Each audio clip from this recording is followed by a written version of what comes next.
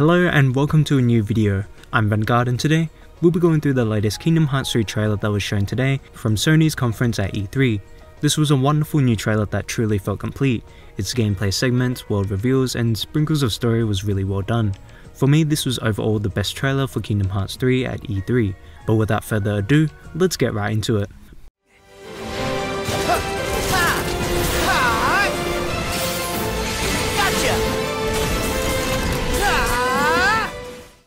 Once again, we are greeted with the same quote from the last two previous trailers, which will probably be the introduction phrase for the opening sequence, much like what we got in the first two numbered games. This quote, I assume, refers to the promised final battle of the Keyblade War on the side of the light. Since this focuses more on the Guardians of Light, I predict there will be another one referencing the Seekers of Darkness. Maybe once that quote is revealed in future trailers, we might finally get the opening to the game at last. It would be nice if it released before or alongside the official release of the theme song, which will be on the 27th of June, because I would love to have my first reaction to the song be with the opening as well, but I'm not entirely sure how this will play out. In our very first scene, we are introduced to the world of the Pirates of the Caribbean, a highly surprising return and addition to the game. The reason so is after Kingdom Hearts 2, I thought we'd never see this world again due to the difference in graphics and art direction. Sora, Donald and Goofy didn't really suit their environment back then at all, because the film was a live action movie. However, as we can see here, the characters look fairly different to suit their new environment due to the textures, models and lighting, which really does help for a smoother experience. It is a little strange seeing Goofy and Donald looking this realistic, but I do think everyone looks visually fantastic. It seems like you begin this world stranded in the middle of an ocean, riding on a tiny raft, much like the one that Sora, Riku and Kairi built in the past. We are reintroduced to Jack Sparrow in a familiar and truly iconic scene from the third movie at World's End. Upon first glance, I was actually almost fooled thinking that this scene was actually directly from the movie, since the graphical details in his clothing and facial features are a huge contrast in realism, especially when compared to other worlds such as Toy Story. It really is incredible to see how far we've come from Kingdom Hearts 2 and how close we are to the source material. We get a good look at some of the main characters such as Will, Barbossa and Elizabeth, as well as the Black Pearl riding down the desert. The Black Pearl is showcased in the game battling against other ships. This truly impressed me, especially when recalling the old gameplay from Kingdom Hearts 2, which barely put much detail and effort in the ship battles. The options you can perform from the command menus, which is reminiscent to Kingdom Hearts 2, seems so diverse now, as you can use cannons to take aim, Surge, which I'm guessing gives a burst of speed to the ship, utilizing the speed gauge, and Water Wall, which I'm guessing summons a wall of water for defensive plays against enemies. You might also notice that there's a fairly long late situation command above, which we unfortunately don't get to see in action. So far we only know of Wind Chaser, Tidal Wave and Raging Cannons. A long timer for the situation commands, by the way, may indicate that you'll come across longer ship battles. Finally, you can also see Jack Sparrow accompanying you in the party as you control the Black Pearl. There is a cancel option, so I'm assuming when doing so he takes over. So you can, for example, use flow motion with an anchor to battle against enemies from other ships. While we don't really see it in the trailer, I'm hoping you can also access the interior of your ship and possibly others too. There's also a showcase of a new Keyblade, Drive Form and Heartlesses. This new pirate themed Keyblade utilizes drive forms of High Wind, which has a pirate steering wheel like design using water attacks, and Storm Flag, the second transformation which has a red flag design and seems to act like a spear for long range attacks. I couldn't really spot any water particles in the second form, so I might just specialize in range and force rather than elemental damage like the first. In the next gameplay segment, it seems that we are situated on an island. We get another example of wall running as well as the return of Power Wild Heartlesses, which I don't recall seeing since Kingdom Hearts 1.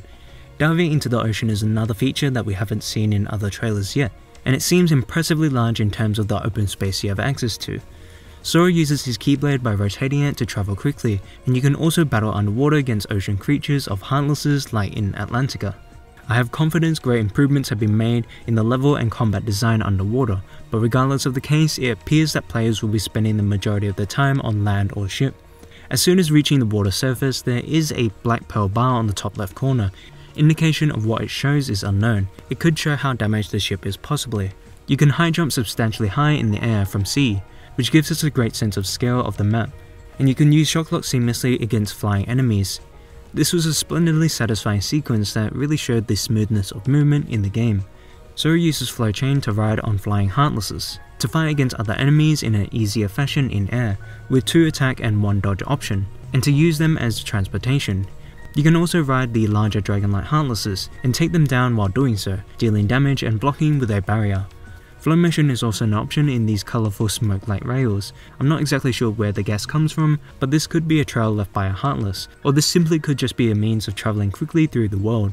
Now we've reached the halfway point. The soundtrack changes to the theme song once again, and multiple cutscenes are showcased.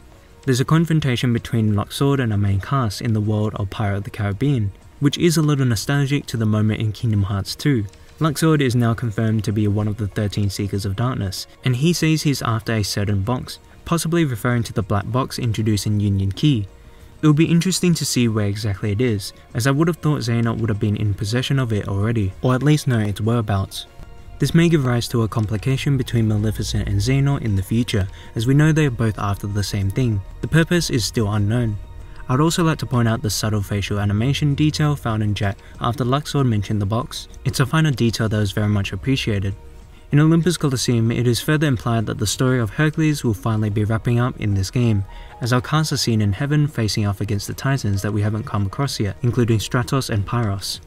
In Toy Story we got a short instance of the aliens getting captured. Frozen we see moments after Sora and Elsa's first interaction as she flees. Tangled we see Rapunzel in the Kingdom Dance scene from the film, as Sora enters the area. This could be Sora's first interaction with Flynn and Rapunzel, as he does arrive a little after. Monster Inc. we get a slight continuation of Vanitas' first appearance, which takes place after the Dream Eaters destroyed the environment.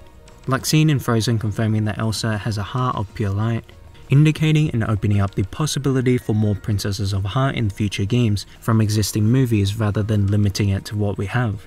Xemnas and Ansem are still in Twilight Town, attempting to persuade Sora to use the darkness. Sigba and Sora interacting in Olympus Coliseum, where he seems to be trying to either confuse Sora or imply that he knows more than he lets on. Kairi and Axel interacting with her new design in an unknown area, possibly in a new world like Cable or Daybreak Town. I like her new clothing design and shorter hair. However, she does look younger like in Kingdom Hearts 1 rather than older. Some time ago in an Orchestra World Tour, there was a story lore reveal in regards to Kairi and Lee, where Kairi says to Sora how Lee from time to time would stare at her, as if he were trying to recall something of importance, which definitely refers to Xion. This could be that very cutscene, and the sunset is symbolic of his time with Roxas and Xion, possibly reminding him of her presence. Or this could be when he actually figures something out, because he is the only character with the potential of remembering, besides Roxas, who may still be inside Sora. After Aqua is revealed as a possible Seeker of Darkness, this may eliminate both her and Ven from being a Guardian of Light, so it could be the case where they bring back Roxas and also reawaken Xion. The final cutscene takes us to Destiny Island, where we're met with Riku and what seems to be Replica Riku. Our Riku is quite comfortable in the odd situation he's in, probably looking symbolically in a way to his older self or copy. This makes it very likely what Riku said at the end of D23 theme song trailer when referring to the other me as he leaves his way to dawn behind. He's likely talking about Replica Riku. In a way, this could be like the Roxas Sora situation, where they both deserve to be their own people because they have different experiences and are different people. But where has he been all this time? Well, when you look at Replica Riku's presumable death, it was more like he was fading away to the realm of darkness. It's difficult to judge a true death as it almost never happens in these games, however he might have been located there all this time. When our Riku leaves his way to dawn behind, he not only overcomes his past, but also gives the replica a symbol of the path to dawn. However, I don't know if the Destiny Island cutscene takes place before or after Riku's trip to the realm of darkness. The question still remains of what purpose Replica Riku has in this game. He doesn't seem to be a Seeker of Darkness due to his eyes.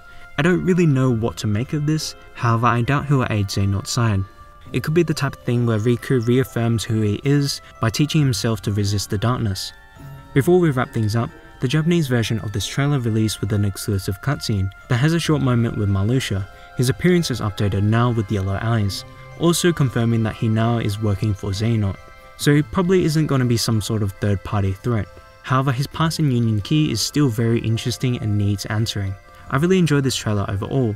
I love the look and reintroduction of the Pirates of the Caribbean world, and the particle effects, combat environments look top notch. Maybe even the best in the game. But that about wraps up this video. If you enjoyed, please leave a like, comment and subscribe. Let me know what your thoughts are down below. Thank you all for watching, and until next time, I'll see you later.